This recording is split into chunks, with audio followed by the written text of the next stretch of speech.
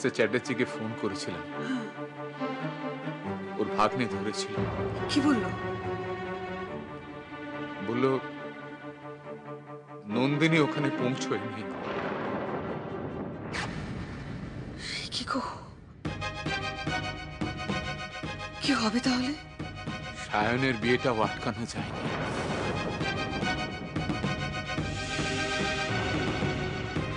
আমি কলকাতা যাব, এই মুহূর্তে আমার কলকাতা যাওয়া ভীষণ দরকার। হ্যাঁ রে মা, মা তুই যা, মা যা, আমার জামা কাপড়টা একটু গুছিয়ে দে, যা। বলুন। আমি চাঙ্কি আগরওয়াল। আপনারা চ্যাটার্জি বাড়ি থেকে যাদের অ্যারেস্ট করেছিলেন, আমি তাদের জামিন করাতে এসেছি। জামিন?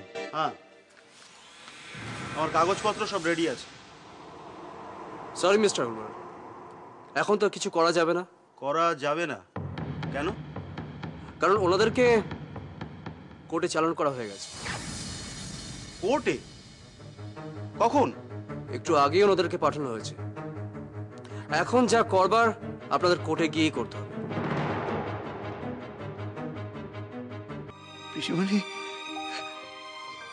সবার আগে শানু দাদাটাকে সুস্থ করতে হবে,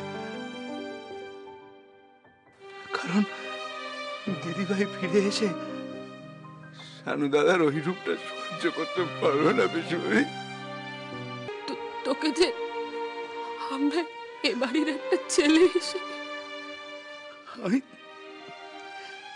আমি আসবো। পিসিমণি, আমাকে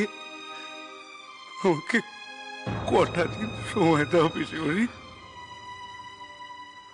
আমার যে একটা কাজ পড়ে আছে, কাজটা সেরেই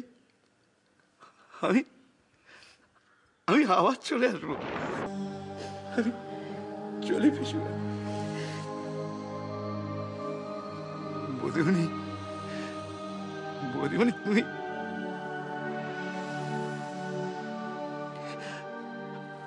আমি আসবো, আমি আবার আসবো বৌদিমণি। বাবা, তুমি কাল কলকাতায় যাবে? হ্যাঁ। কিন্তু বাবা, তোমার শরীর তো এখনো পুরোপুরি সুস্থ হয়নি।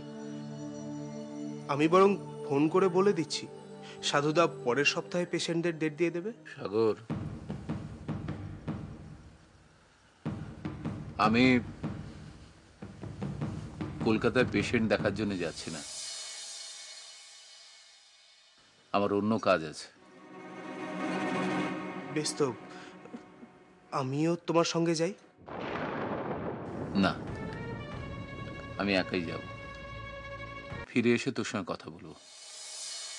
শর্মিলা মা, একটু লক্ষ্মীকে পাঠিয়ে দে তো এখানে। বড়বাবু, বল। নন্দিনীদি ভালো আছে তো? হ্যাঁ, ভালো আছে।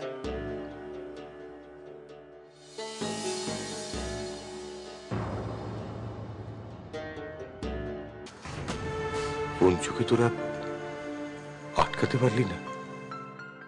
না না, পঞ্চুদা আবার আসবে, কথা দিয়েছে।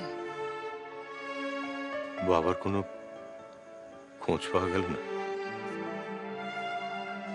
না।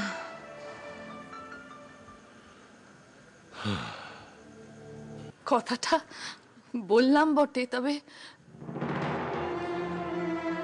যা কিছু হয়েছে সবকিছুর জন্য তো দায়ী আমার মাই। কিন্তু বাবা, এটাও ঠিক যে তোমরা যদি প্রশ্রয় না দিতে তাহলে কিন্তু আমার মা এত কিছু করতে পারতো না। তুই 100% ঠিক কথা বলেছিস অদিতি, তবে শুধু মা নয়, আমরাও তাই। আমরা